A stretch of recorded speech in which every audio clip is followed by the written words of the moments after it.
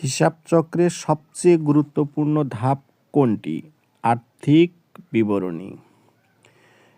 ব্যবসায়ের আর্থিক ফলাফল ও আর্থিক অবস্থা নির্ণয়ের কাঠামোবদ্ধ সুশৃঙ্খল ধারাবাহিক প্রক্রিয়া কোনটি?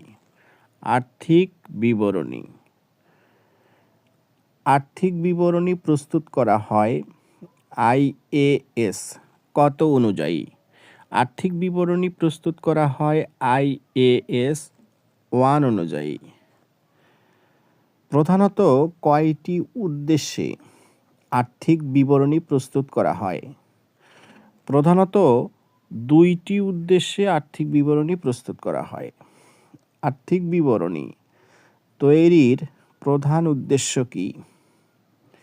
আর্থিক বিবরণী তৈরির প্রধান উদ্দেশ্য হচ্ছে আর্থিক ফলাফল ও আর্থিক অবস্থা নির্ণয় করা।